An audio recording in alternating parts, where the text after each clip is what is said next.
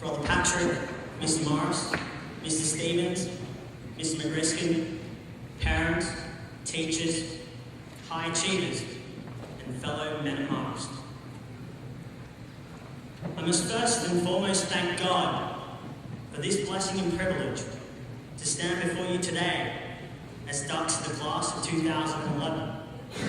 However, today is not only my day to be recognised. Every high achiever present here is deserving of immense praise and recognition, and I commend each of you on reaching this milestone in life. In particular, I'd like to congratulate my good friends Gabrielle Susu, Sharon Paris, and Joe Nassif, who achieved ATARs of over 98. Thank you for the generous and selfless way in which you approach the HSC. Before I pay tribute today to a truly exceptional school, I'd like to pay tribute to two truly exceptional individuals, without whom I can only dream of being here, my wonderful parents.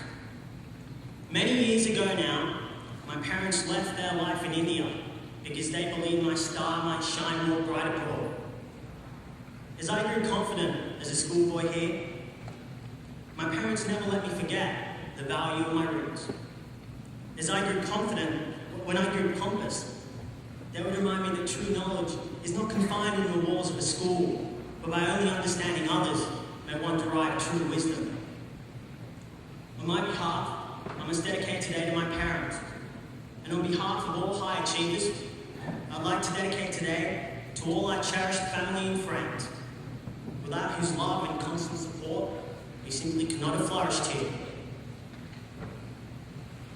A good teacher is like a candle. It consumes itself to light the way for others. The teachers here at Parramatta Marist didn't just change the curriculum, they created a culture that praises hard work and determination to show every student that they matter. I want our teachers to know that all of you have performed well and beyond your call of duty, not just in our education, but in moulding our character as human beings. I'd like to thank Mr. Ryan for teaching me the questions are the answers, helping me in the early years to discover my potential and my ability, but more importantly, in the later years, how to use it and develop it. Mr. Stevens, my Year 8 science teacher, I appreciate you showing me that self-learning is the ultimate tool to academic success. I know he's not here today, but I must pay tribute to Mr. Crow, my maths teacher, who inspired me and ensured me that a persistent and positive attitude displaces any notion of natural ability. I thank Mr. Cowley for providing our history class with endless resources and instilling in me the belief that hard work, determination, and a relentless demeanour will reap you the results you deserve. I wish you all the success in your new position of Head of Religious Education as you continue to enable more students to grow in self-belief and faith.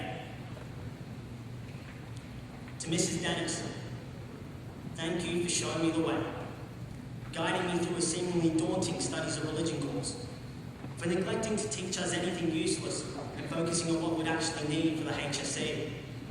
I could not have achieved my state rank in this subject without your constant support, constructive criticisms, and enthusiastic approach to teaching. For that, I am profoundly grateful.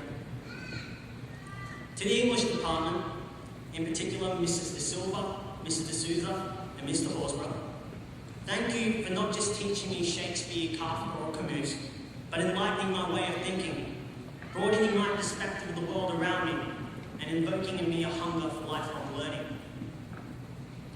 Mr. Morris, on behalf of the high achievers of 2011, I appreciate the hard work and effort for organising and administrating this wonderful ceremony today. But more importantly, thanks for the advice over the years and your continual passion in helping students make the right choices to fulfil their goals and aspirations. Mr. McGriskin, Naka, our Year 11 and 12 coordinator. It's not an easy thing to deal with 16 to 17-year-old boys, but the vast consensus amongst the class of 2011 is that you've done an excellent job. Thank you for the great memories and day-to-day activity, but also in retreats and camps, but also legal studies teacher. Along with Mr. Wales, you both fostered in me an interest for the law, evoking a growing appetite to learn more and one day pursue a career as a barrister. I'm almost positive that I wouldn't be here today without the principal of this great school, Brother Patrick. Through your dynamic leadership, you've inspired myself and encouraged devoted teachers to pursue a 21st century approach to education. You've pioneered us in the way of digital education, undertaking problem-based learning to enhance our critical thinking skills, creativity, and ingenuity. Under your leadership, we have had the opportunity to work with state-of-the-art technology in projects that harness collaborative group work, teaching us commitment and practical lessons learned through success and failure in a virtual situation. This has increased my faith in myself and my peers, establishing a clear unity of purpose within the school community. As long as this school is under your innovative leadership, we have and will continue to reform our ways to exceed the expectation of excellence. Without you teachers, without you, none of our stars could have shone as bright. And so today is in many ways actually your day. And it is we who should be applauding you.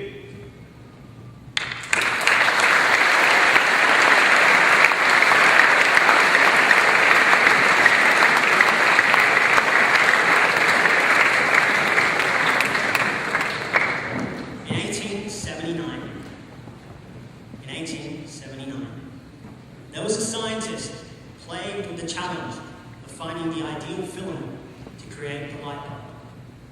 He tried over 2,000 different materials in search of the perfect filament.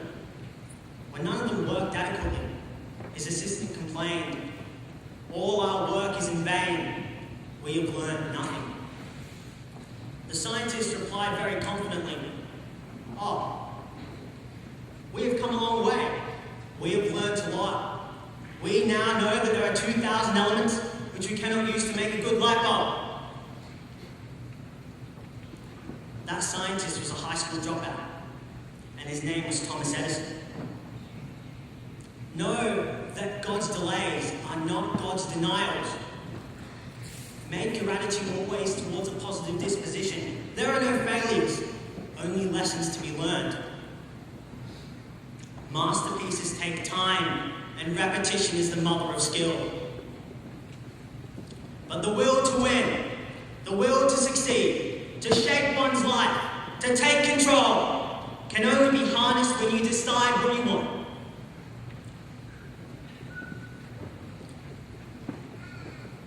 And believe that no challenge, no obstacle, no problem can keep you from it. When you decide that your life will ultimately be shaped not by your conditions, but by your decisions, then in that moment, you'll create a pathway to success.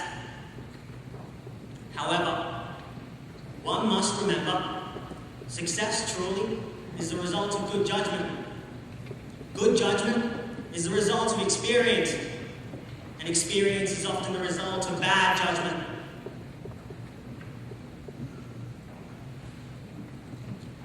You're meant to be different. Nowhere ever, in all of history, will the same things be going on in anyone's mind, soul, and spirit as they're going in yours right now. If you did not exist, there'd be a hole in creation, a gap in history, something missing from the plan for humanity. Treasure your uniqueness. It is a gift given only to you. Enjoy it and share it. It is because we are different that each of us is special. Don't undermine your worth by comparing yourself with others. For others may only predict, but you ultimately will determine your destiny. As Napoleon Hill once put it, whatever the mind can conceive and believe, it can achieve. These words serve as my inspiration. So I challenge you to challenge yourselves. Set the bar high, dare to dream. This is your life, this is your moment. Reach high.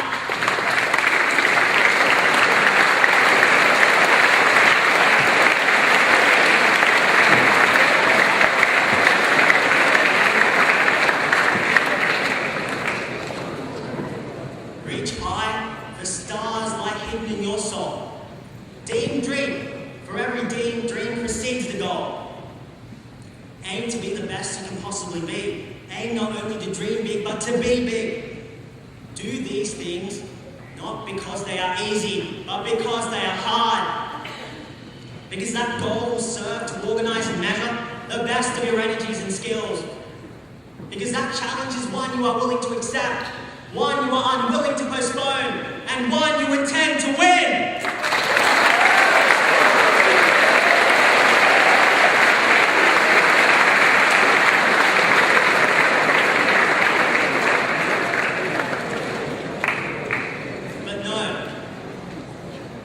But know that complacency breeds stagnation.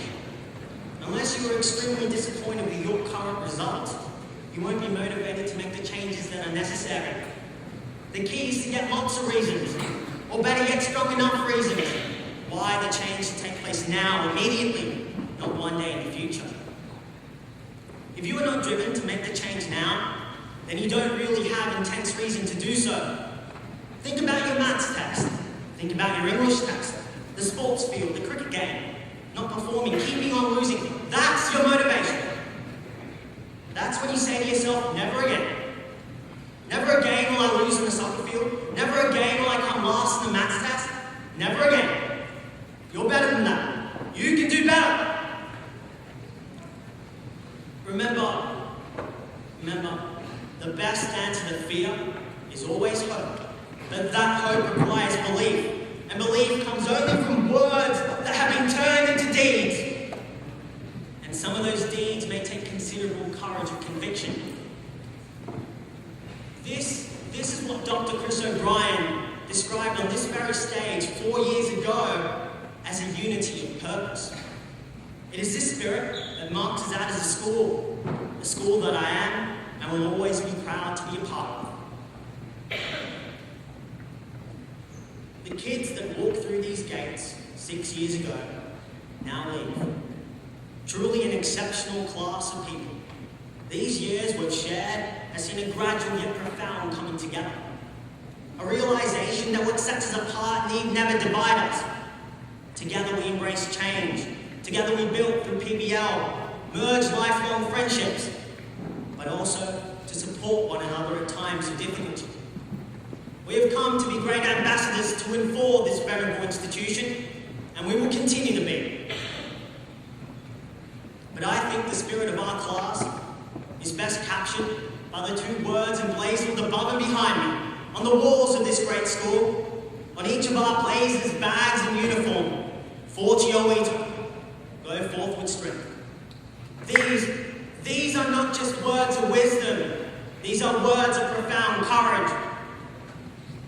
And for the last time, Fortio Ito, men of Marist, go forth with strength.